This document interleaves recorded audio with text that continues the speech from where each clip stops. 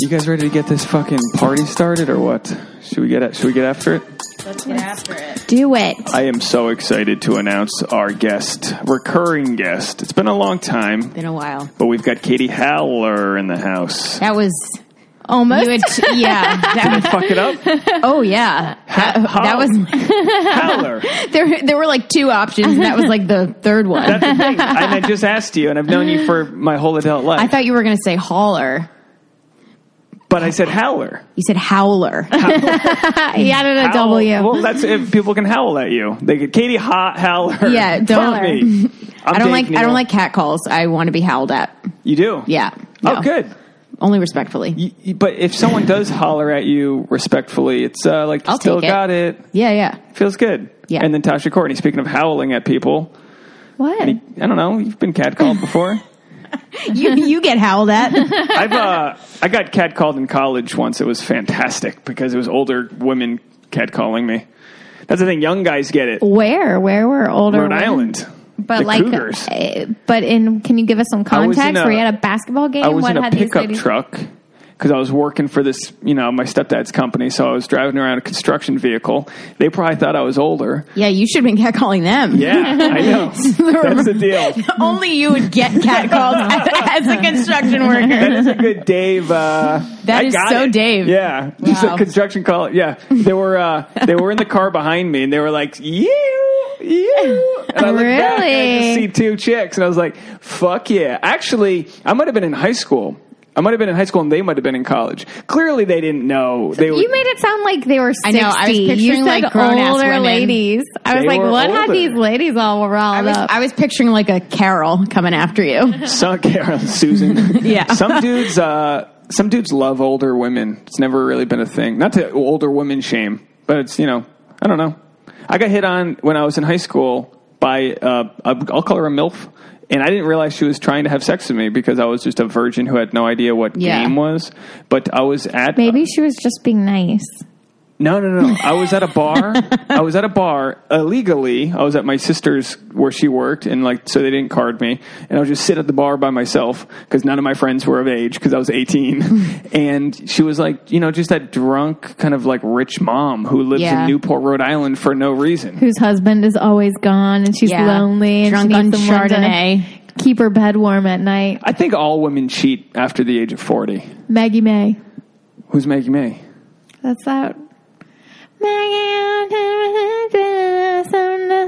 I don't want to trip the iTunes. By the way, this is Tasha Courtney, and I'm Dave Neal. Did I introduce you? I'm No. Dave Neal. If you don't know Don't me, care about you me. stumbled upon us accidentally. I got some hate from a swingers group on Reddit today. I figured that was going to happen. We talked about swinging lightly, and I was like, I tried to post a video where I was like trying to a little clickbaity, and I was like, comedian asks his girlfriend if she wants to be a swinger. And then people watch the video and go, that's not what happened. You wouldn't talk about that. They were like just shitting on me. I was like, oh, okay. Reddit can be mean. Just specific communities. Also, he completely misrepresented the talk about the podcast, everything we talked about. Yeah. We literally skirted the swinger issue just briefly. Problem with clickbait. Could you swing? Could you do any group? Have you ever had a group thing? I have. Wait, have I not told you about my 2.5-some? I will explain. I did not know. I wasn't. It was. I thought it was a threesome, but I feel like if it's a threesome. So basically, what happened was I was hooking up with this guy from Philly. It's kind of like when I go home. Sometimes it's just like a casual thing, and his friend was staying Was at this a his dude you place. lost your virginity to? No. Okay. So his friend was staying at his place, and he went to go move his car or something, and then I thought he was going out, or he had been gone for a really long time. So we started hooking up, and then we went upstairs, and it was clear we were gonna have sex, and then he was like, "So, Alex is gonna be back soon," and I was like, "Okay," and he was like, does that bother you? And I was like, I mean, what? And I was like, and he was like, is it cool if he watches? And I was like, maybe you should have asked me this before we were having sex. Seriously. Because you were in the mood, you were is this the terms of the agreement? He did asked before, and I didn't think it was really going to happen. I don't know what I thought. I was just like, whatever. I love how awkward you are in normal situations. Oh, yeah. Can you imagine? I was just like, what is happening?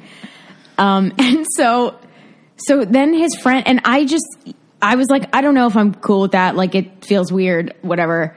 Then he comes back and like just walks upstairs, like and so it was like a loft situation. So like for him to retire to his quarters for the evening, like he was in our room. In Philly. This is such a Philly. Wow. Just got back from Wawa. He probably did. Had a glass he probably of water. went to get some like iced tea. And so then he was just there. And I was like, you know what? I'm not trying. I'm like, I should be more sex positive and not as awkward. Hold on a second, like, though. Hold on a second. Are you on the bed, ready to go? We were like starting to have. Were you dressed? No. I'd like we were there. So we were having sex. You were already having sex. Yeah. And then he walks in. And then his friend came in. Yeah. Alex. And I wasn't like, I mean, if I really was uncomfortable, I would have been like, hey, what are you, like, I don't want to do this. I was just like, okay, I guess this is a thing that they've done before. It was clearly a thing that they've done before.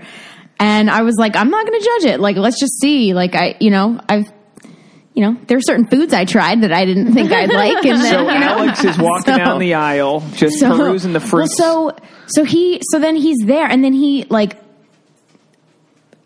sat on the bed, and I was like, okay, are you participating? Like, what's going on? And he just was kind of watching. Like, at one point, he like started like rubbing my back, and like I was just like, okay, like I was like, I'm not doing anything to you. Like, you're a third wheel, and if this is a threesome, you're the wheel. So was there penis and vagina? It was. He just watched. So it was okay. So I remember I ran into Corinne Fisher at a show, past guest, host of Guys We Fuck, and I was like, girl, I gotta tell you. And I was like, what happened? And she goes, oh, that's voyeurism. And I was like, oh, that makes sense. No, voyeurism is when the person doesn't know you're spying on them, right? No, I think I'm sure she knows more than I do. I think I think it's getting off on knowing that someone is watching, or you want. No, I think voyeurism is the watching, and like exhibitionism is the showing off. Okay, so look at there, Tasha comes in with the knowledge. Either way, would you be okay with someone watching you have sex, Tasha? I don't know. The back rub part, she was like, maybe the back rub. Took a back rub. I wouldn't say I would like seek it out again. You know, I didn't know it was on the menu. It was fine, but I would not order it again. I was there a confused. Point when he tried to do something and you told him not to? No, because he wasn't the only reason I was comfortable with it was because I knew that he wasn't going to try to like make it a threesome. I wonder why he didn't though. Because I don't think that's what he didn't whip the goal his dick was. Out? No. That's not part of their plan. Yeah. I'll tell you what, I'm surprised, he wasn't masturbating. I didn't want two dicks. I masturbated. I masturbated once. I lived in a quad in my fraternity. And so that's four beds. And my four beds in one room, or like 4 rooms sharing a bathroom? Big room, but one room. Four beds in one room? 2 bunk beds. Yeah. Wow. Now, Josh was this one dude who lived on the top bunk, and he was never there. He stayed there 2 nights out of the whole year. It was like he lived somewhere else, but he needed like a mailing address. Mm. So it was kind of like a triple, you know? So I'm on the lower bunk of no one's up there. Fetus, my roommate, short guy, called him Fetus. Yeah. He's banging his chick. Little Fetus, that was her nickname. Oh my God! Neither one of them agreed to the nicknames. They're banging, they're having sex, and I was in the room and I whacked off, and that was interesting. Did they know? I don't know. I don't know. Probably not. I mean, they weren't in on. They weren't like, oh, let's do this so Dave can beat off. It was just like, well, I've done that after hearing my neighbors have sex. They're so fucking loud. It's really annoying. So I get mad now. It can turn you on. Yeah. Have you ever had roommates, Tasha, that the dog's fucking trying to... Why don't you just go feed him real quick? You want me to... Okay, will you keep talking? Just feed him real quick. I have had roommates that had sex while I was there, but I was completely grossed out by it. Yeah. It was a gross roommate, and I was not... excited about it. You shouldn't have to hear them because then you can never get that out of your head. Like now I don't know. I have no idea who this neighbor is, but now I like see people in the elevator and I try to match it. I'm like, she sounds like she wears Uggs. Like I'm trying to just match it. Well, New York's different. You're all on top of each other. Yeah, we exactly. live in a New York style building, but I've never heard any neighbors have sex. I've heard neighbors arguing, but that's about it. My neighbors definitely have, but I was like, I'll get them back. When I lived in Brooklyn, I lived in Brooklyn briefly. I was going through a bad breakup. Lost a bunch of weight. Typical Dave Neal, just grossed out by life. My roommate banged his girlfriend so hard and so loud, it was so sad to hear. Because I was like you were not in a good place. And he was like, he wasn't like the wall next door. He was like far away, and it was coming through the walls super loud. And he was like a good looking dude, long hair, and his chick was like super hot. And I'm just like listening to them have sex as I sit alone in a bedroom, wallowing away. Yeah. It really is. Hearing other people have sex just amplifies whatever mood you're already in.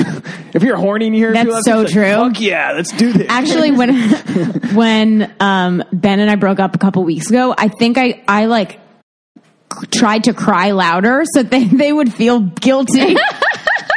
Oh, jeez. They might be that's some weird bullshit. Probably. That's really weird. Do you cry? I didn't try to cry louder, but I was like, if I can hear them, they can hear me. Definitely. I mean, I've totally been like, oh, I need to cool my volume. Like, I'll yell something to Dave in here. Like, I'll be in the shower and be like, oh, Dave, blah, blah, something. Yeah. And I'm like, oh, I feel so bad for my neighbors because I know I hear them when they're just like talking. I'm sure they're talking loud, but like I hear them. And it makes me like, it's people who don't live in a big city, who don't live in apartments, do not understand what we're talking about. But it is like, it's such a weird thing, but we do think about like how much our neighbors know about us. Yeah. Oh, well, we have like Airbnb neighbors, so like who the fuck knows? Like, I don't care as much. I don't know I don't know my neighbors' names. Yeah, you know what I mean? To you, like, no. In some blocks, like where I used to live in Harlem, neighbors would like all know each other. There was like one neighbor who would park everyone's cars on street. But don't you think it's nice to have like a little bit of that? Like, we know a couple of people in our building. We don't know them well, but we like say hi to them when we walk our dogs, and like, it's nice to have like little neighborly chit chat. It makes me feel sort of safe. But you know what I was just thinking about the other day, and who brought something like this up, and then the conversation moved on and we never talked about it again. I think it was on the podcast. Anyway, do you remember Robert across the hall? This was a couple years ago. I don't know. They're all older guy who passed out in the hallway and then was evicted like 2 weeks later for drugs. He had like a crack addiction or something. Yeah, and he was like such a nice guy. I've lived here for years and years and years, right? Never had any signs that like he had a problem or like he was never weird to me. He was always like a really nice, friendly neighborhood, like someone that you said hi to, saw around. And then like he went on this downward spiral, and there was a couple times like over the course of a few weeks where he was weird. It was weird. And I left for work early one morning and he was passed out in the hallway. You try to help him, and then it was like, no. Yeah. He just was fucked. People get fucked up. They need help. That breaks my heart. I haven't thought about him in years, and it was weird to think of him the other day. There's 80,000 homeless in LA. He's not even homeless, probably is now. But it's like, what the fuck are you supposed to do? Yeah, and that's like the people they've counted. Yeah, that doesn't even family? Count the home. I mean, I bet you if you really consider homeless. like the invisible homeless people, like the people who live in their cars or like just lost a job, like a freshly homeless or like transitional. Half the LA comedians live out of their cars. Half the guests live out. In New York, you can't do that. Like, does New York have a version of that? Most comics in New York will probably pile. They just live in the trains. Yeah. You bet. So has New York homelessness skyrocketed in the past couple years? It's actually, you know what? There's actually, they put like signs on the trains now of like where to, like, especially during the winter when it's really bad, like a number to call because it is horrible to see some, like, and you don't know what to do. And like giving them a quarter is not going to do anything. And like, I've always been like, if I try to get in touch with the MTA, they're not going to give a shit. Like, so. And the cops probably don't even have the resources. Like there's so much other stuff going on. But I always felt like time. Just walk. But, like they don't care around here. They don't care at all. We've got a huge homeless problem in Los Angeles. What they did. But I always felt like She puts her hand on my shoulder when she's like, not I get yet. tired of getting interrupted. I can never get a sentence I don't think you were interrupted. Well, I was talking and you started talking in the middle of my sentence. Did I interrupt her? Somebody go back. I think, okay. Never mind. Go. No, you've made it clear my opinion's not important. I'll step off the podcast now. You feel free to run this by yourself. Your opinion is far more important than you think. We love what I'm saying is I just read something the other day that said that homelessness is growing all across the nation. And I always thought that it was just harder to be homeless in New York, so there were less homeless people in general because you have the terrible winters. Whereas here, we have this mild weather all year round. And you see a lot of people who, probably should be able to get it together. You know what I mean? Not walking around with no shoes and I don't know. It's hard to explain, but I think it's that survivable. But I always thought that it was because of the nice weather here that we had way more homeless people. That's but I wonder if it's just something that has been slowly growing over the past few years in New York and Los Angeles, because now it's insane, the number of homeless people. So there's this street right nearby, 2 streets away. It's a street where all the homeless set up their tents. So the company that owns the property, Boone, shut the fuck up. The dog. No, be nice to him. I just fed him. What does he want? Does he need water now? I just gave him fresh water, okay, so he's... ignore the dog noises in the background.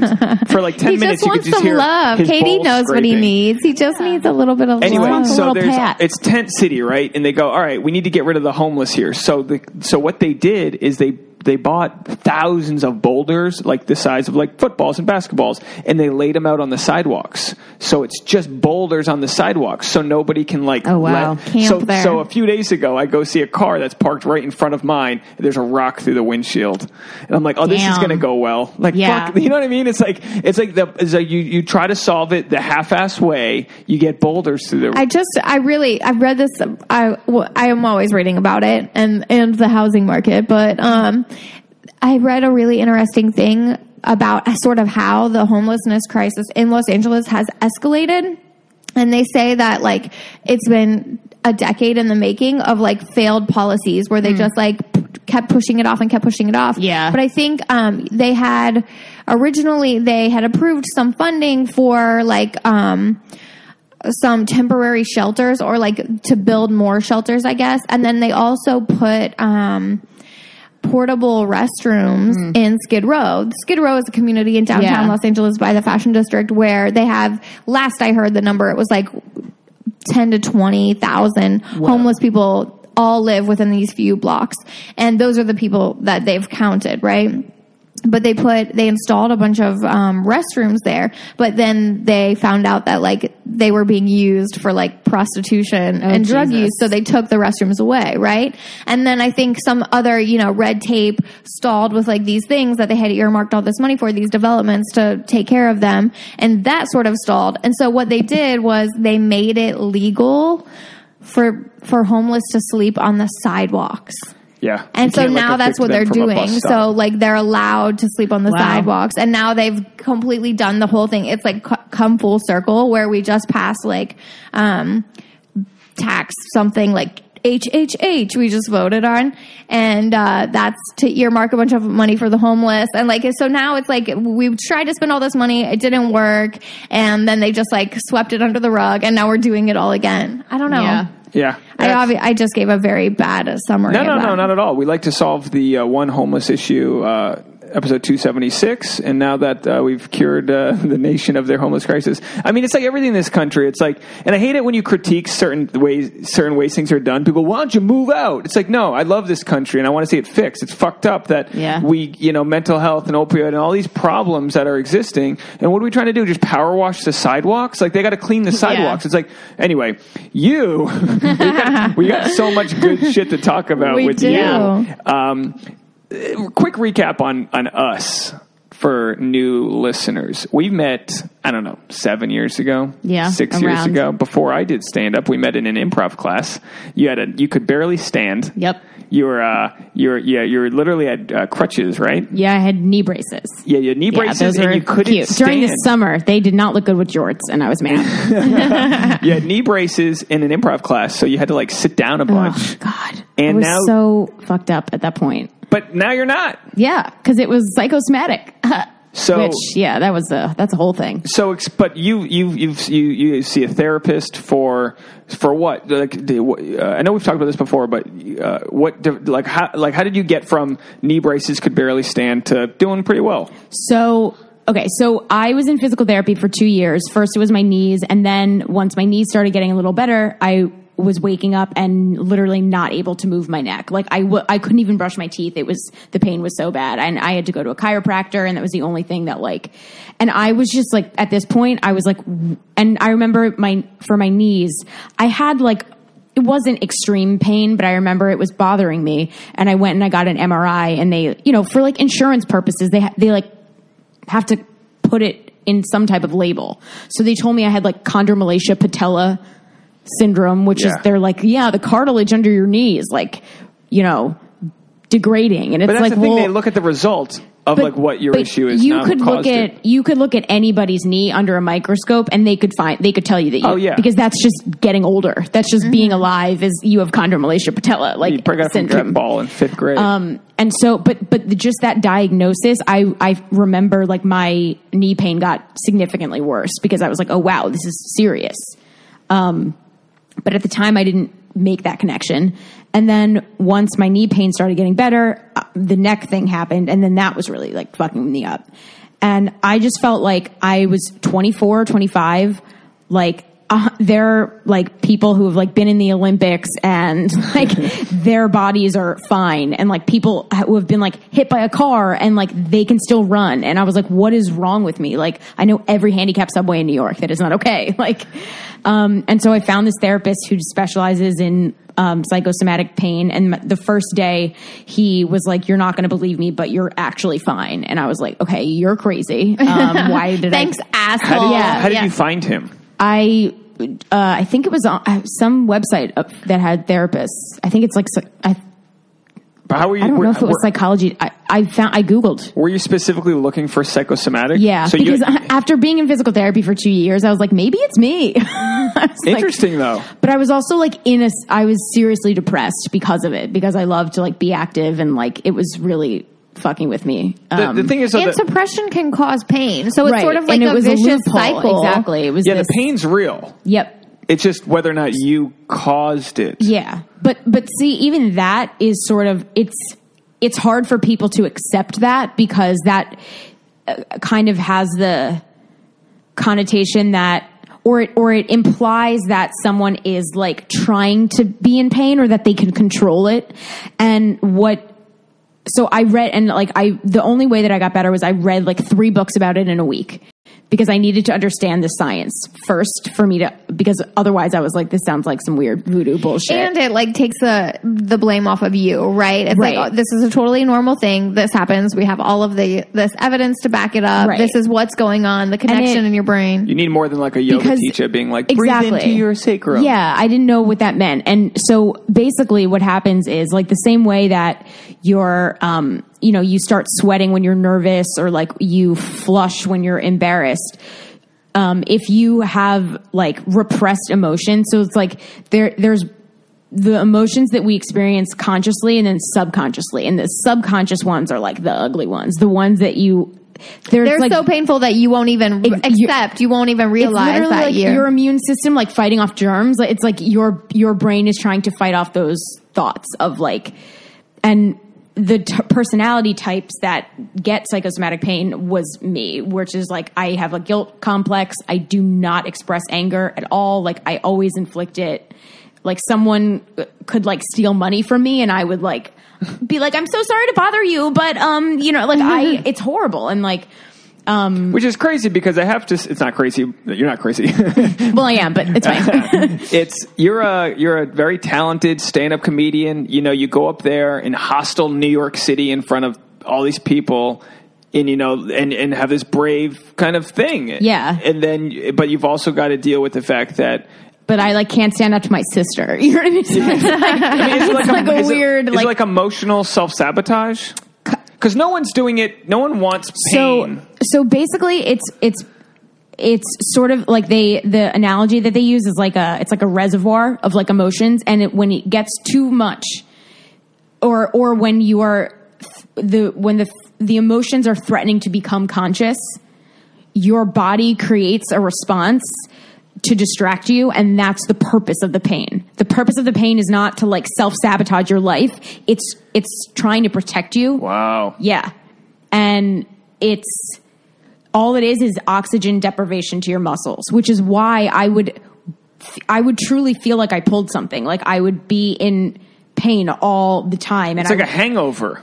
That's when you're it's kind dehydrated, of like, but you're like, it's true that like your nervous system is all built to protect you. Yeah. If you set your hand on a hot stove, it burns you to protect you, to tell you, take your hand off that stove. Yes. So that you don't injure yourself further. Like pain is meant to protect you from further injury. And so what happens is like, so in that situation, the pain signal is helpful to you.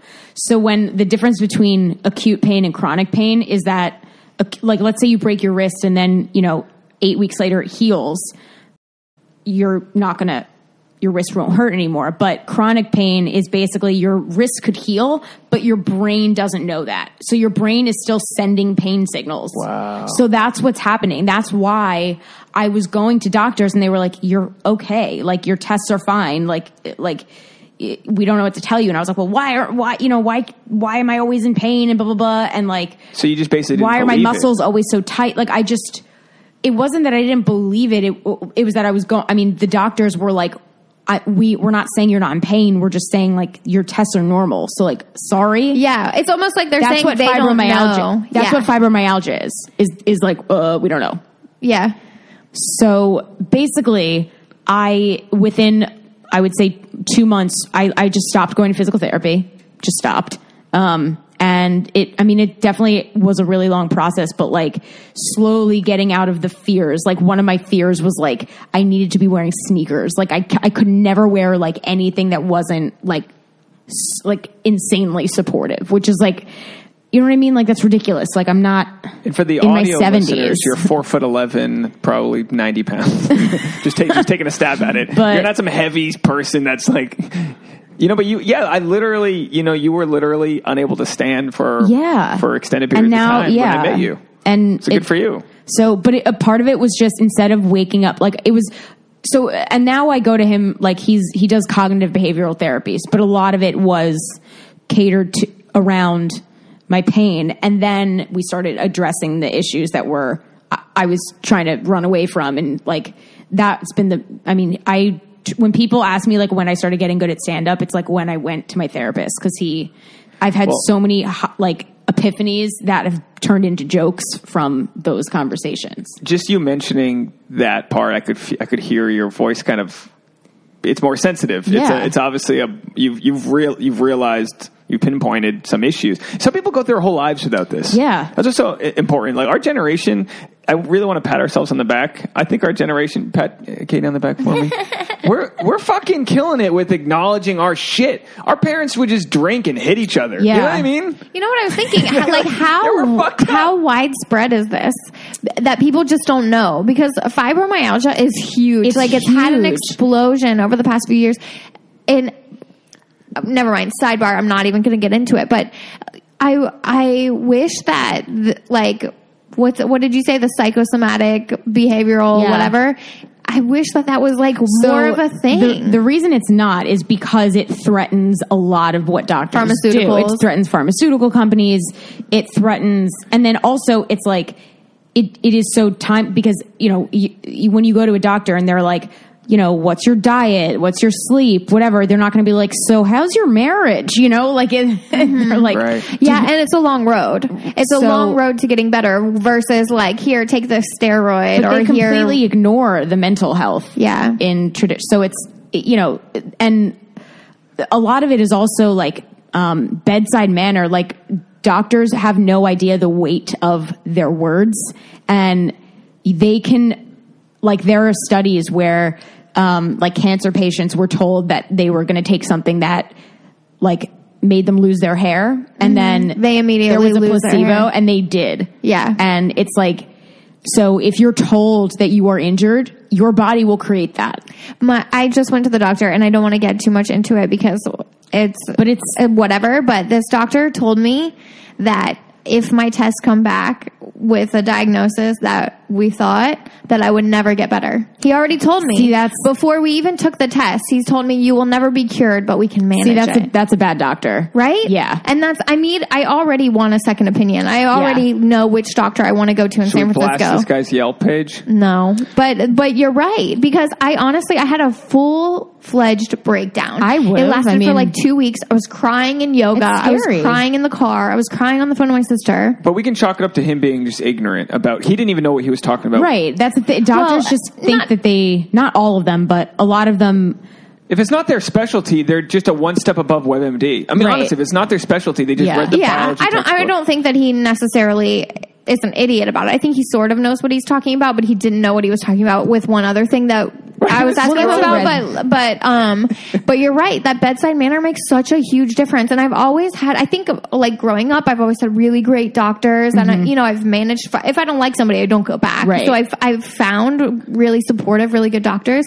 But it was so jarring to be like already going through a super scary thing and have someone tell me I could never get better. And there are people who are told that they never walk again, and they can, like, they're completely back to normal. Sure. You know, so it's plenty like of people that get a diagnosis that's like, you got 2 years, and they say fuck it. They go to Mexico. But I do think it's part of your personality. Like, are you the kind of person that like takes what this doctor says and like lets it get you completely down? Or are you? I sort of think I am, but it's like there are fighters out there that beat terminal cancer. You know, people work miracles in themselves all the time. It comes from like knowledge, because it's like with like I think that's why people like believe everything a doctor says, because like you don't know. Like I'm like I don't know. You feel like they're the expert.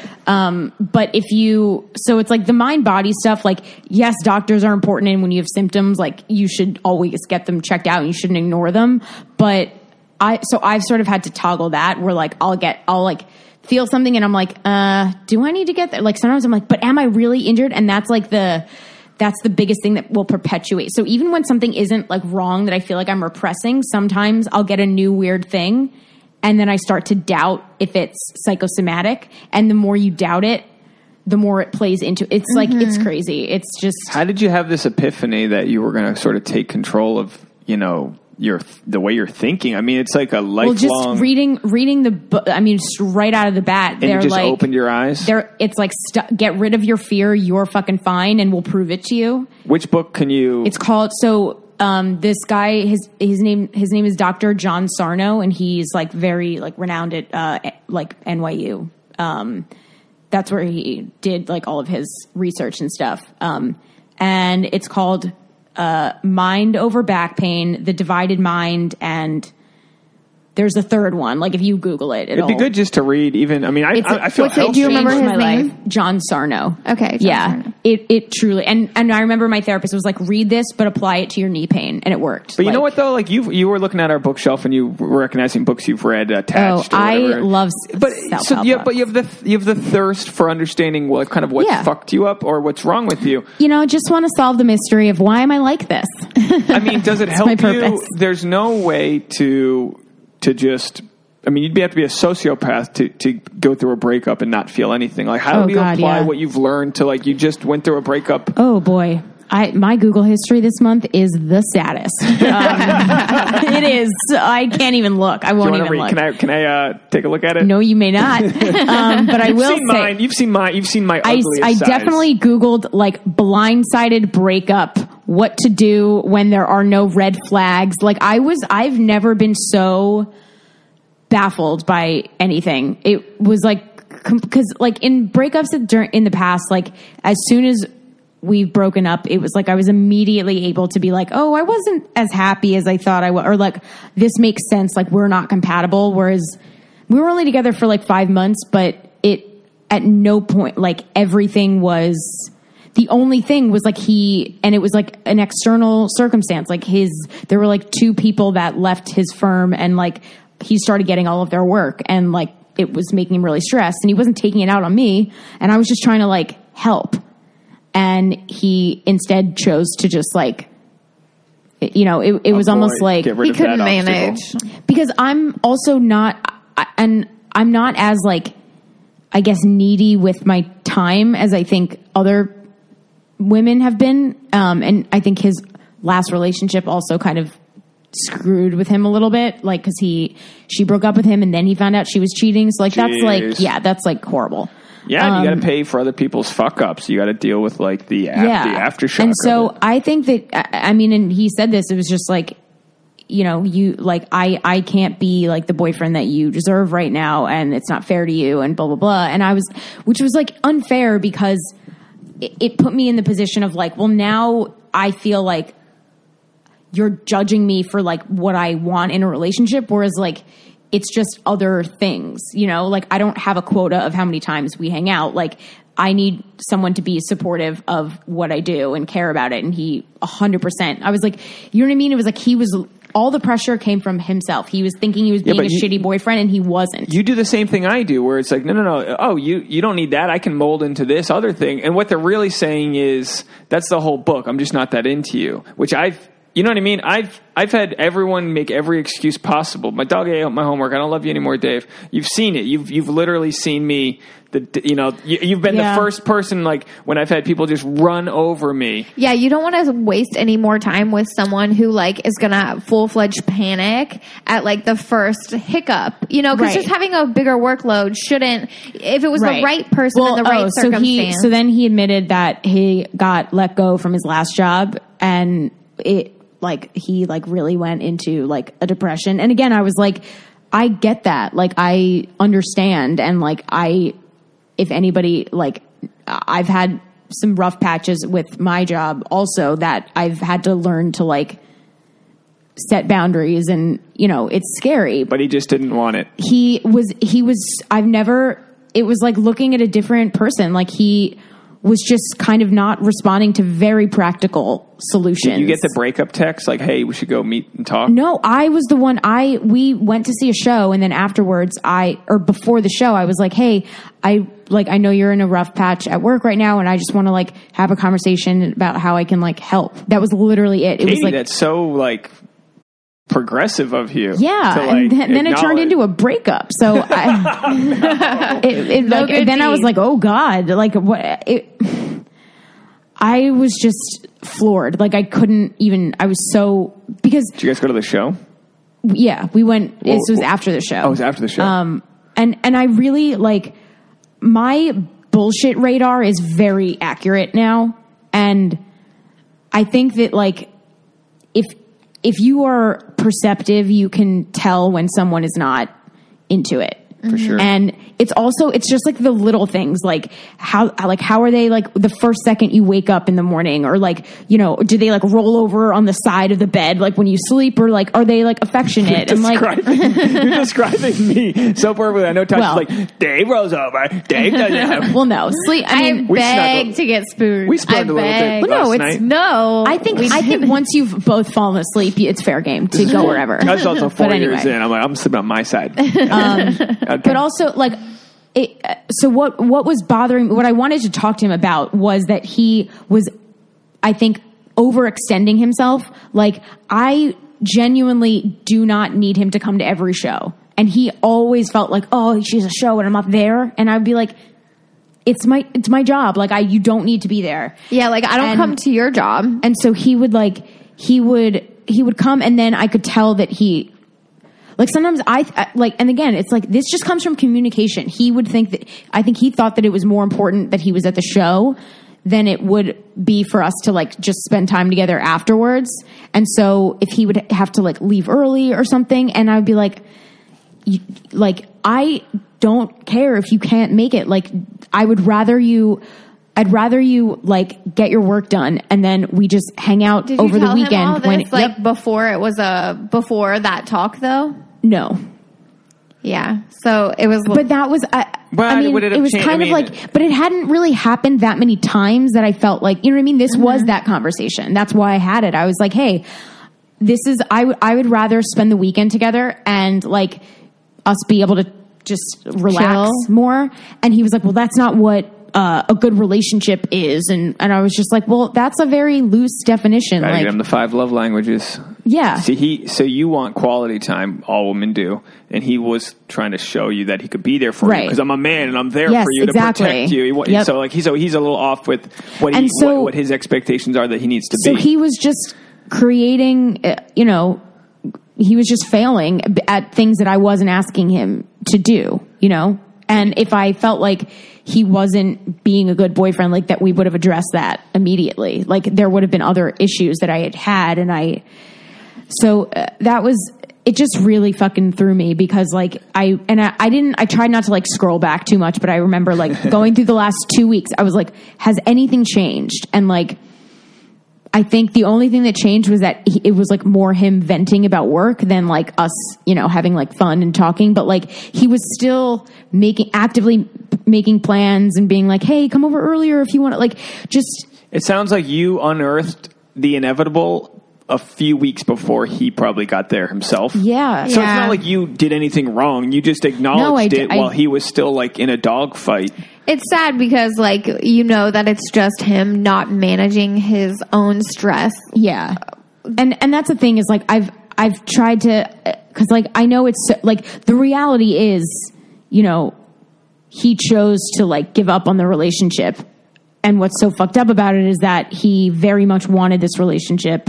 Maybe it was the wrong timing, but he like did want a girlfriend at that time and maybe just didn't. I don't know. I think I'm different than other girls that he's dated. And I don't think that he's in the place that he needs to be to like have a healthy relationship. Yeah. And that sucks because what's tough is it's timing. Okay, so this is your 4th Ben. Yep. This is Ben number 4. So we're going to wrap it up with Ben. So if there's any Bens out there, this isn't the girl for you. Yeah. She's done with you. Your second Ben was Philly guy Ben? Yes. Okay, so Philly guy is Ben. I've only fucked Bens in the last one. You're like, my number's really low if you just count all the Bens as one. Yeah, that's true. One of your Bens was my roommate, and he dumped you. Yeah. And I didn't even know. He didn't consult me. I introduced you guys. He didn't consult you? Well, I'm his roommate. She's my friend. I know. Was it also out of the blue, or had there been stuff going on? It was even like it was so strange. I mean, like to me, like he was never like I gotta. Oof. It was out of the blue, and I was really sad, but it made so much sense. Like I remember, I was more upset at just the fact that it was over, but I would not have wanted to get back together. But my point was you were in denial, and we all are. But we're in the Coffee Bean. Right? Yeah. On West 4th Street. Yeah. And you had to host a show. Yeah. So you're in denial, like, nah, like this isn't happening. You're just going to work out. And then you did your show, and I was so proud of you to like do a stand-up right after you got dumped. Yeah. But also, in hindsight, it wasn't the right relationship. No, we were completely... Like, we just had, he just needed a girlfriend that was not me. Like, it. But so, how do you take that sample that you have and apply it to right now and go, while it had nice things, this other Ben 4 and Ben 2, they were both nice guys. I'm sure Ben 4 was a nice guy. Ben 2 is a great guy. He's an awesome guy. You guys aren't right. We're just wrong. Right? Yeah, exactly. But, like, how do you apply that now and say, I need to step out of myself and say, I know that I'm on the right path? So I guess what was really throwing me was that we are compatible in so many ways. And it was very, like, I've never felt so, like, safe with someone. I felt like I didn't feel like it was taking me away from what I wanted to do. Like, he was really supportive, and like we would, he's not like he's not creative like for a living, but has a really good sense of humor. And so like most lawyers do. A lot of lawyers become actually comedians. No, that's actually true. Greg Giraldo, rest in peace. Yeah. There's anyway. Well, Jews have to be miserable somewhere. So So at first I was just like, what the fuck? Like everything was perfect, or everything. I should like note that you not are perfect. Jewish, just because if you didn't know you were Jewish, that would have sounded like hate speech. Oh yeah, no, Jews have to be miserable. You're if you couldn't tell by the anxiety in my voice, I'm Jewish. But I was just like, everything worked. Like, we were great. And I've never had so many people, like, after meeting him would, like, text me and be like, you guys are so good together. Like, that's the worst when people put that shit on you. But they mean well. So it was like, so our relationship, there was nothing that I felt like, there were no problems that I saw. The only problem was I'm like, well, if his self-worth is tied to his job, where he's willing to give up something that is so rare, like to have a connection that we had is so fucking rare. And he just, so that now is volumes. Like, even like, I guess what was like the heartbreaking part of it is like, I don't know that I could get past that. Like, even if he does, if and when he, is sitting alone in mesh shorts on a couch and is like, oh fuck, why did I do that? All guys have the mesh shorts moment. Yeah. Let's be honest. Absolutely. But even if he, like, I've lost trust and respect because, yeah, it's scary to, like, be in a relationship and feel like you have to deal with your issues or whatever. But I was very, like, upfront about shit that about I showed him my demons. just let your demons out. But you know what you have to remember is that you've had so much practice at dealing with it. And he clearly has not. And for a lot of people, they can live their whole lives without ever addressing their own issues. Yeah. Like he doesn't go to therapy once a week. He did go. That's why I was like, what? Here's the thing. He's not in therapy anymore. Comedians not come off fucked, like we're fucked up people.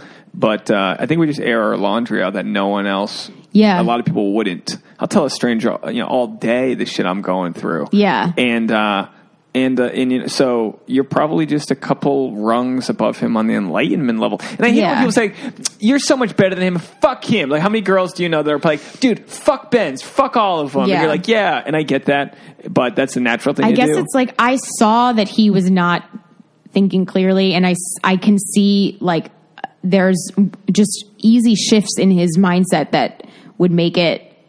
And you're an empathetic person too. Right. So like, you see a problem, you feel it, and you want to help fix it. And sometimes, and that is like the biggest thing that I'm trying to learn is like, even if people are shitty to me, I empathize too much and I will forget that they were shitty, or like it's not in the foreground. Whereas like realistically, he completely blindsided me, and then we didn't talk. And like, that was the other thing, was like, I had so many things I didn't want to, or that I didn't communicate, that I felt like if he just knew this, or if he could just accept what I, like, not that it would fix it, but I would feel better, but I didn't reach out to him. This is like The Bachelor, where he dumps the chick and then she comes back and everyone's like, why is she going back? It's because she has more questions. That's why they do the after the rose ceremony. It's like, I know you dumped me, but I've been thinking about it. Why the fuck did you leave me on and tell me? And it's like, yeah, you've got like a list of your relationship. But that's never productive.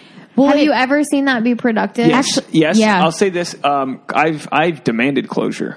The girl who ghosted me, I demanded it to the point where she finally responded to me, and we walked it out. And it didn't feel great, but I didn't feel like a piece of shit after. I really did. I felt good. Yeah. I was sad. I cried at a panini bar in Central Park. Now, how far removed from the initial breakup were you when you I still got was your closure? I was still fighting for it. I was like, she must have family problems. How much time has passed? It was a few weeks of ghosting.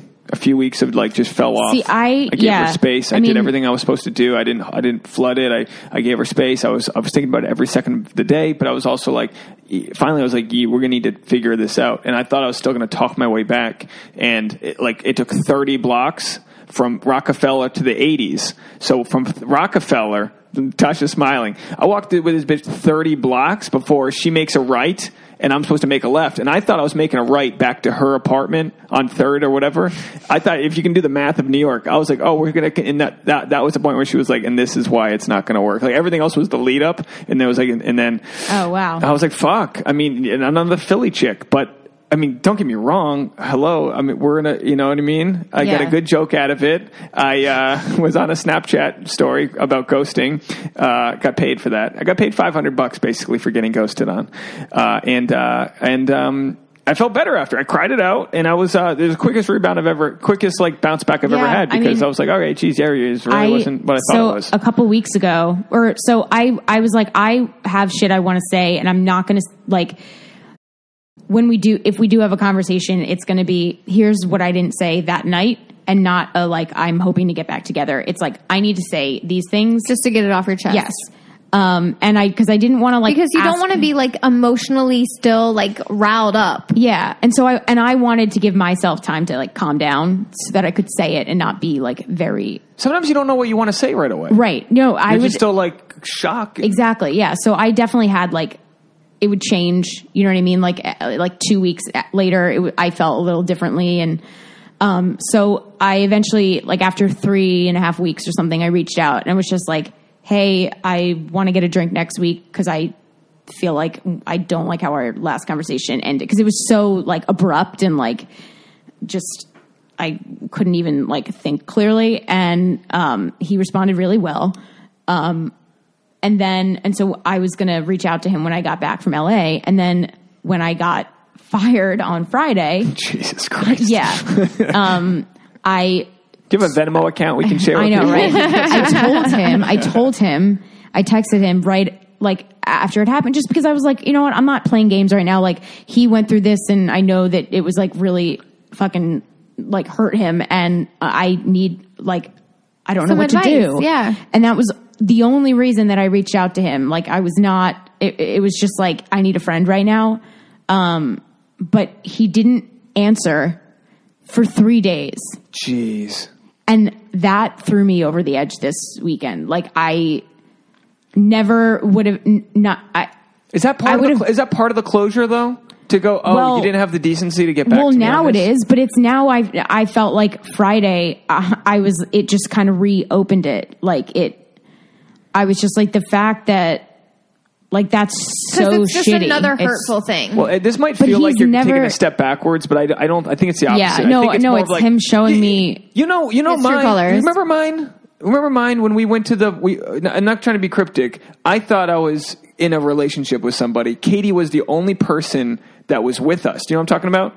We do Lucky Jacks. I had a great stand-up set. We went to this bar, and I thought that Katie was my friend, and I was trying to patch things up, and then later that evening, you find out that we're at the girl who I was trying to patch it up with, her dude's bar. The girl took me to her dude's bar. And you got to see firsthand Yikes. A 18-wheeler go over my head and have that conversation in New York that was fuck you. No, seriously, fuck you. And I ran, and someone walked by that I knew, and they're like, hey, Dave. And I was like, not now. Yeah. And I've never talked to anyone, and it wasn't demeaning, you skank. It wasn't like that. It was just oh no. And then I was done, and I felt, and I needed that. Oh, that's where it's at. I'm out. I have more self-worth, and maybe that's. Well, so then he wrote back on Monday, and I was just like, "Are you fucking kidding me?" I didn't respond, and now I haven't had a session with my therapist this week. Clearly, I have all of this anger now that I didn't have right out. I was angry that it happened, but I also understood it, so I wasn't as angry. The more time passed, the more I was like, okay, that was just initial withdrawal. That's what happens to your brain during a breakup. And I was able to look at it from even if I was well, I don't think we'll get back together, but I can be at peace with it and not think of him in a negative way. And because he did that, now I do. And I'm fuck, because now I don't want to get back in touch with him and talk it out, because now I'm mad. So don't. I'm not going to, but you can still write everything you wanted to say down, whether you email it to him or not. Write it down and decide later if you want to send it. But that's the thing. And probably in a couple of weeks, you won't even care. It's just it's just really throwing me how because I can tell, you can tell by the way someone acts with you. It's the nonverbal stuff. How they act with you how somebody acts with you when they're not getting what they want. And when it sounds like he was well, I've done my job and I'm gone. And now it's you're not a priority. No, I think he's so insecure that being around me made him not feel good. Or I think that then at a certain point, spending time together was threatening his success at work. New York is. But again, it's if hyper. I don't want to date someone that is like that, you know, because I used to be like that. It's and tough. I don't it's tough. LA, you know? LA, New York, these big cities, everyone's in there to make their money.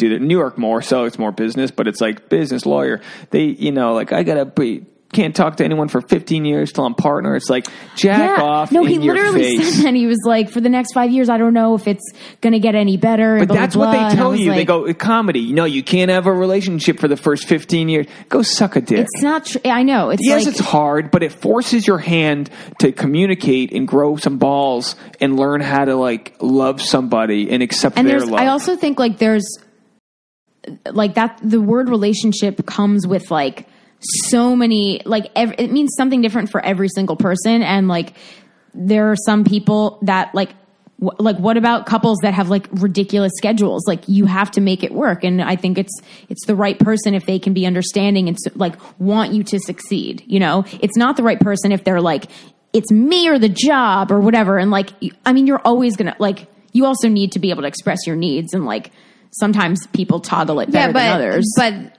being in a relationship means having a teammate, somebody who can see what you need and hopefully give it to you, and vice versa. Yeah, and he always did that for me, and I was trying to do that with him, and he didn't want that. So it's just, I feel like now I don't know how to not have it fuck me up in my neck, because I'm going to be like, well, I'm really good at digging out red flags. And I'm like, there are no red flags. Is that a red flag? And I'm like, going to be all anxious. That's the thing is like, how can you apply what you've learned in a positive way and not take your baggage to the next relationship? Because you have to treat every relationship with, you know, maybe a tiny bit of skepticism. Oh, yeah. But you have to treat it with like, oh, this person wants to be with me. And you have to have that kind of dumb optimism. Mm-hmm. You really do. I mean, don't get me wrong. We brought baggage in to ours, but we also were in a very sneaky, good place when we started. And you guys had like a friendship that like, you know what I mean? It wasn't like you knew each other for a long time before. We Trojan horsed it where like, I think we kind of started dating in a kind of way that it got serious. It's funny when you call it serious because I think it was a blast. You know what I mean? It doesn't, I know. That's the thing is I hate. We say, oh, really? No, I'm not no funny business here. It's like, no, it's just, but when somebody is on a different page, Ben, the fourth, is on a different page than you. Yeah, you can look at a million different playbooks as to how you could have made it work, but he wasn't there and you can't tell somebody how they should be. That's their enlightenment to have. Exactly. And that's what's hard. And that's a codependent thing to do where you go, babe, just read the book and know how I feel and you'll be there and we'll be like, oh my gosh, and we'll love each other. It's like, well, he needs to get it's not your job to be their coach. Yeah, exactly. It's everybody's journey to do by themselves and on their own timeline. And like, you're just setting yourself up for more misery if you try and teach somebody or lead somebody into this happy place. We got an email. I'm going to read it next episode. I don't want to waste your time by reading it, but we got an email today from a nice 52-year-old lady who's on her second marriage, and she said her first marriage was 16 years. It was a good practice, but she said she's found that, you know, she was set up on a blind date and she's married. Wow. But she recommended a book about introverts, and I mentioned it to Katie. Katie was like, what did you immediately? I was like, is it Quiet by Susan Cain? And he was like, yeah. Yeah. But this lady recommended that I should read it. So my thing now is any recommendations. I mean, I'm a little behind. You saw my trunk of my car. It looks like a used bookstore. I just got like books, you know, different things. But if you want to give me the spark notes about it, because Tasha is a self-proclaimed introvert. What do you call it? I need to?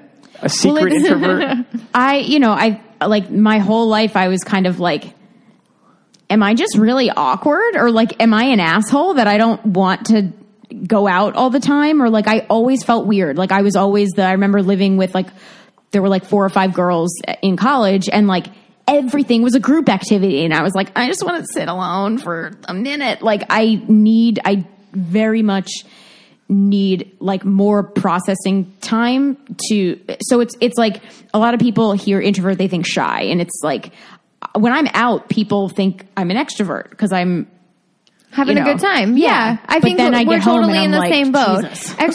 Introvert doesn't mean, you're just like hiding at home all the time and like alone and sad. No, we have a good time. We know how to party. I really value one-on-one time. Yeah. I enjoy that a lot. I enjoy like deep conversation more than like the superficial. But I get so overwhelmed in like crowds. And we had a friend's oyster party we were going to. It's supposed to be like 6 of us, and we show up and there's like 50 people shucking oysters. Oh, I couldn't have been more. Oh no, I immediately would be like, nope. But Darren, I wanted to turn around and walk out, but obviously that's not an option. So you just like take a deep breath and you make it work. He was concerned for you, and he was like, "Is Tasha okay?" And I was like, "Oh yeah, no, she's okay. She's just a little like." No, I get. So that was the other thing. It's something that a lot of people don't understand, that someone's not being a bitch to you. Right. They're not doing this to you. It was just like, it's a new environment. I really felt like I was going to cry when I walked in. I was so just like overwhelmed with emotions walking into a house full of strangers when I expected 6 people. Well, yeah, mental prep. 6 friends. Yeah, I need is this preparation nature or for nurture? this. Is this it's nature. Born? It's definitely nature. Because you're both the oldest sibling. No, I think right? it's just the way that your brain processes stuff. I mean, I'm sure there's like a million reasons that turn you into the person you are, but I don't think that I could have ever been taught how to be an extrovert. No, I've been taught how to manage. What I didn't know is that introvert brains are much more sensitive to like external stimuli. So like, it's, we have one over there called the highly sensitive person. I just got HSP, so motherfucker. If someone is we were talking about eating food and how annoying it was for you before we went on air. You were talking about eating, how annoying it would be to hear someone eat an apple. I don't give a fuck if someone wants to eat an apple. For me, it's just like, I am like, the second I go to a party, I'm stressing about, I'm like, oh my God, am I going to forget their name? Like, what was the last thing that I've just accepted that I never know anyone's name. I'm going to fuck up all these high fives. Like, I don't know what to do. Ben, like, Katie. It's Ben. Or I'm afraid I'm going to, like, I just spiral into like anxiety mode or, Is anxiety, does that come with being an introvert? Kind of. I get major anxiety. If I'm overwhelmed, it's being overstimulated. Mm-hmm. And that's, I think you can be an introvert and not be a highly sensitive person, but I do think that they tend to go hand in hand. It's on the spectrum. It must be like the more introvert, the more you possess the need to gain your energy by being alone, the quicker it's drained when you're not. The thing that clicked for me was when I started working full time in like an office with an open floor plan, and I would sit at work and I would be working, but I would be like stuck, and I would get home, and within like 30 seconds, all these ideas that I had been like trying to get would just pour into my brain. Like it's just the like silence gives your mind a different, like, whereas, I've got other conversations visually, there's things going on, like your brain is working twice as hard. Yeah. It's distracted. Would you say your dad's introverted? I think both of your... My dad is. You got a British dad and then this quirky, crazy mom. Tasha's got like a very quiet, noble, listen to an album and just sit there, read the newspaper dad. And a kind of quirky mom. An introvert as well. It's interesting, you guys. So maybe, do you relate more to your fathers? My temperament is a lot more. Like, my dad and I will... we will like...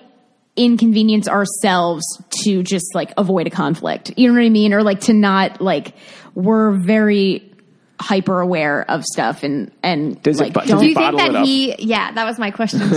Yep. Yeah. And then explode over something small. Yeah. Oh yeah. Yeah. Well, that's every guy from the... But isn't that interesting? Because you were talking about nature versus nurture. My dad, same way. Will not talk about anything uncomfortable until like explosion over the dinner table, like really not good situation, right?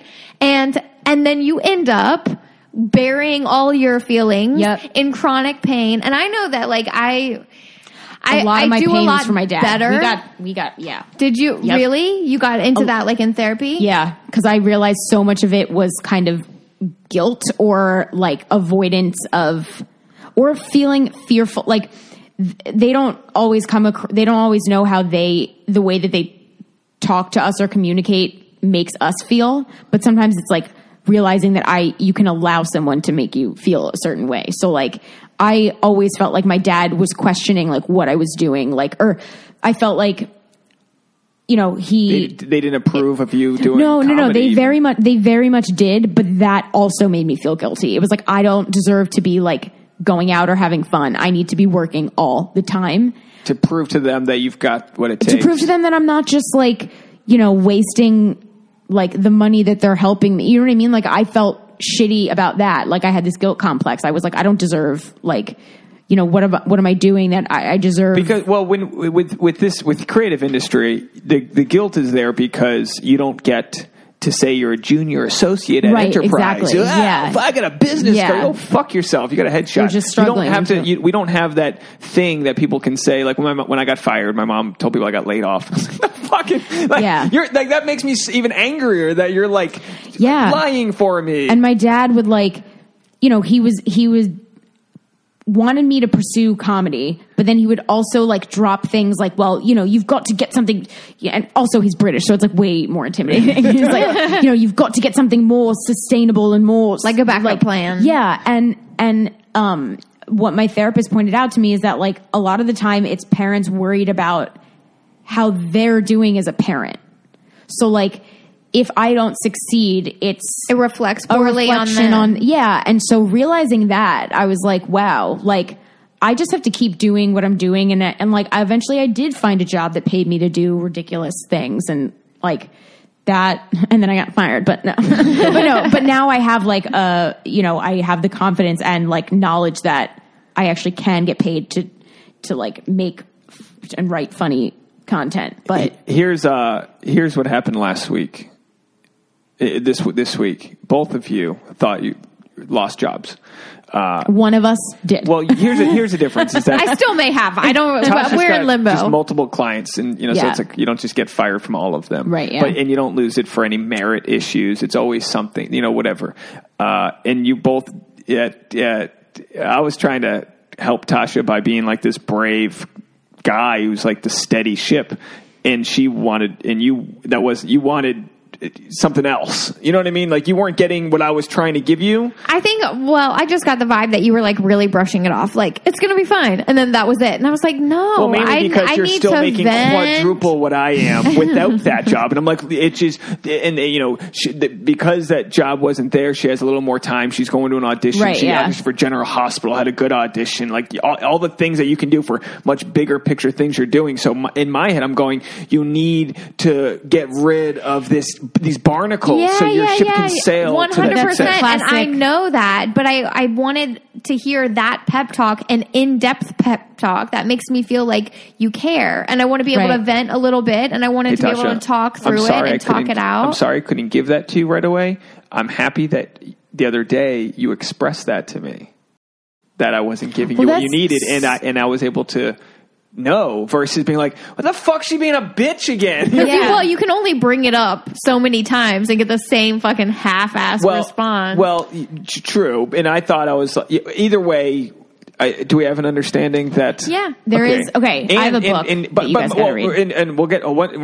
So... Katie texted me and was like, because we were wondering if you were going to make it here. Yeah. I think your flight got delayed or snowstorm, whatever. And you were like, I got dumped and fired. Yeah, I was like, my life's on fire. How are you? And you were like, I need the Dave Neal pep talk. I was like, all right, you got a pep talk coming up. But the secret is that I'm shining a mirror up to your potentials. Like, it's not a pep talk. It's like, what can you offer? But sometimes you need to hear it from somebody else. That's why it feels so shitty when your parents are like slowly like, plan B, or whatever. Is because we know deep in our hearts somewhere that like we have what it takes to succeed, but you want to hear that validation from someone else as well. But you know what's so funny? I'll get phone calls from friends, Patsy and other friends, and they'll call me and they won't say anything. And I'll be like, oh, fuck. Because I know that they just started crying because they were like, I got to call Dave. And then they're like... Yeah, and I've done that too. I did it when I got in my car accident. I called Tasha and I was like, yeah, I get it. I think people call me because I'm not like doing the standard business degree 10-year plan type of thing. Like I'm in the dogfight with you guys. I lose jobs all the time or don't even have the jobs. So I actually like use you as a case example of like what how, not to do. No. I remember like one of the main incompatibility issues, like the second Ben and I had, was that he had like abandonment issues. And my Ben? Yeah. And it was constantly like making me feel guilty, and he perceived me doing like me needing space or me wanting to like go to an open mic or something as being abandoned. And I realized, like, you know, after the relationship, I was like, I need to think about what I want. And so like now if I'm with someone and they take it personally that I'm like going to a mic or something, or like have to work on something, I'm like, well, that's not what I need. Like, I need you to like, but being with a secure person, I didn't feel guilty at all. As long as you can spell it out. But how do I factor into this? You also, like, your dad was not present, you know, and you are like very emotionally in touch and never let it make you feel sorry for yourself, and you like stepped up and understood it and didn't, you know, like, you're able to have a healthy relationship. Like, so a lot of the time it's like, I've got issues. Well, yeah, I mean, we all do, but like they're just not as heavy when you address them. You cry about they're heavy, but they're not as heavy as the not addressing them. You don't let them like run your life, control you, like without being aware of it. Like, if you're doing something to sabotage yourself, you'll find it. And like, but I think a lot of positive mindset, like that never, my mom used to do that to me, and I'd be like, I'm not going to just like wake up and shit a rainbow. Like, that's just not. Yeah, ignoring a problem or minimizing a problem doesn't help me. But I want to like look at it from all sides. Reflecting reality is what helps a lot of the time, because like our minds only see the negative. Like, I only see, you know, the things that I don't like about myself, or like this one thing. So that's why my therapist helps. And the like, juxtaposition with that is that on social media, you only see everyone else's highlight reel. Right. So not only do you only pick out the worst in you, you see the best in others. Everyone's been like, you look like you're having so much fun in LA. I'm like, I've been crying all day. You haven't cried yet. It's been 70 minutes. So, I haven't cried today at all. We have to patch this up. We got to get going. Will you call in next week? Yeah, I will. Will you give us some updates? Yes, Would that I be will. nice? Yeah. Let's get the Katie Yeah, we updates. got to get the progress. Because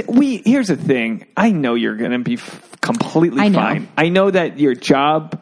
It was just like two heartbreaks at once. I know you've opened up so much time and energy for you to find something better. And you might not have done that if you stayed at your old job. It's true. You might have been forced. For me, what hurt was how quickly it happened, and how abruptly, and how the fact that it legitimately makes no sense, and they will regret it, because I was very much like essential to the decision making, and I'm responsible for a lot of the success of the content. So, I mean, they will regret it. Ben will regret it. Yeah. And the best, and all you can do is really work on yourself and be the best. And by the time, and it's the old like Swingers quote in the movie Swingers. Yeah. It's like, you know, the rub is the second you don't care about them anymore because you're doing so well yourself, you're not going to want them. You're not going to want Ben or that company. I was like, wow, I can't believe when I turn 30, I'm going to have a job and a boyfriend. And then I just got It's not what you need, though. That's what you violently thrown off track. But no, it's fine. And like, it's better than fine. It's like you have to let this week did not go how I planned, so I'm not going to be able to do everything that I wanted to here. But you're coming back in a couple of weeks and going to Coachella. Yeah, I'm going to be. You're going to meet a bro at Coachella. That'll be great. You can have sex I'll be in a thriving at Coachella. I will be glowing and thriving. Just not with another Ben. I swear, if you make Ben the fifth. No, I truly like. I was saying it's like royalty. She's like, this is Ben the fifth. Yeah. The fuck is it? Benjamin the fifth. No, I did. What's the joke? No. Oh, I'm like. It's like if you don't want to get diarrhea, don't go to Chipotle. Like, the next one will not be different. Like, I've just been. Yeah. I specifically was like, I remember on dating apps, I was like, no Bens. And I was like, I was like, no more comedians. And I was like, and I would like them to have a dog. And I ended up dating a lawyer with a cat named Ben. Like, all right, maybe I could have seen that. Let's get some love from some listeners. So everyone send Katie some love. Yeah. Anyone else has been blindsided by a breakup? At Halleratyu, HALLERATYOU on Instagram and Twitter. Is that right? Yep. At Tasha Courtney. Spell that out. I'm at Dneals, DNEALZ. We've been getting so much love sent our way on the Instagram and the different. So at Sex Actually Pod on Instagram. I know it's a lot to remember, but we'll clip up some of this. We'll take a quick selfie. We'll throw it online. Send Katie your love. Keep listening. Go support what she's doing. When she's got a show in New York or wherever she is, go support her. She's super funny. What's crazy to me? You're like my little sister, right? What's crazy to me is that you're like this little ball of energy. And you doubt yourself. Yeah. And then I watch you do an all-black room as Teaspoon, this white Jewish rapper, and murder. Teaspoon and people fucking my confident love alter you. ego. Well, take your confident alter ego, put that hat on sideways, get the fuck out there and be it. I mean, I'm not saying like don't be someone you're not, but like I should just stop being so white. That's my problem. Yeah, you need to switch. Gotta shift gears. But you're on your way. We've got faith in you. Call us back. Let us know how it's going. I'll promote it again at the beginning of this episode. This week is our first stand-up show for Sex Actually podcast. West Side in Santa Monica. It's an awesome theater. $10 tickets. There'll be a special code to get 2 for $10. I don't know what the code is yet, but go support us. It'll be 11:30 p.m. show. Some listeners have already said they're going and they're bringing their roommates, so I'm fucking pumped. Oh wait, can I tell you something funny that happened? Please. Well, it's not funny. It's like just ironic funny. So right before we broke up, like it was like a couple days after Valentine's Day. He gave me a vibrator for Valentine's Day, which is nice. But I remember him saying, just make sure it doesn't replace me. Right before you break up, I was like, I thought he was he said that when you were still dating? Yeah. But like that's how I know it was like a very impulsive thing that he just like Did it was you tell an him emotional. To buzz off. I should. Hey, I'm all about. Have you used it yet?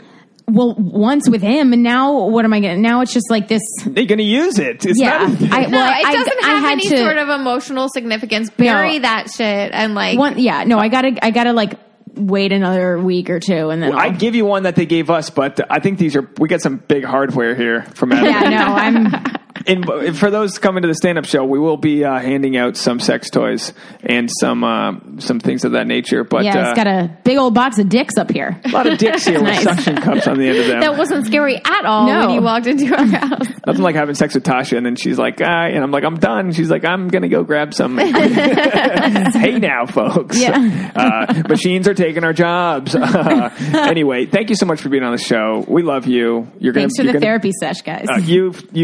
You've told us a lot more than I think we've told you, and we got to read the Introvert book. And you were going to mention another one. Oh, it's called "Why Men Don't Listen and Why Women Can't Read Maps."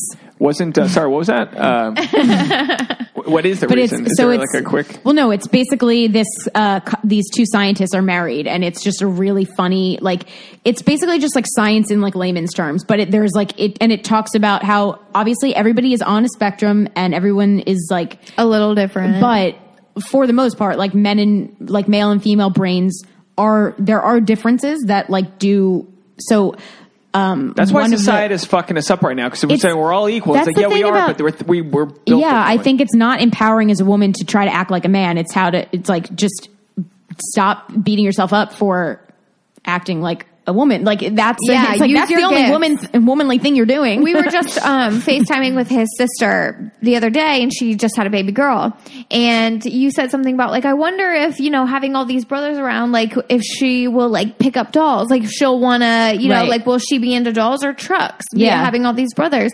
And I said, well, science says dolls because women are naturally more empathetic and they want to understand, their brains want to understand human interaction, whereas the male brain wants to understand like mechanical interaction. So that's why they are like more drawn to like trucks and Legos is because like women can look at someone's face and know specifically what emotion, and guys are like, well, they don't look happy. I'd say this. I've tapped in as bit of feminine as I can get on my masculine side. So while I can't agree with code, that. I can't crack the code on Tasha. You're much I'll never more know, but I'll be like, what's up? No, you definitely are a lot more like emotionally literate. But that's what we're all here for. That's what the podcast is here for. We're all figuring out that we don't all think alike. So let's just ask more questions. It talks about how a lot of the time men try to help by trying to fix the problem, and women are like, I'm just trying to talk about it. Stop trying to fix my shit. Well, it looks like we fixed this. Yeah. Thanks for being on the show. We got to get out of here. Everybody, Katie Haller, Tasha and Dave, Neal. Did I pronounce it right? Yes, you did. Wow. Only took 4 tries. Actually. Thanks, guys. Bye. Bye.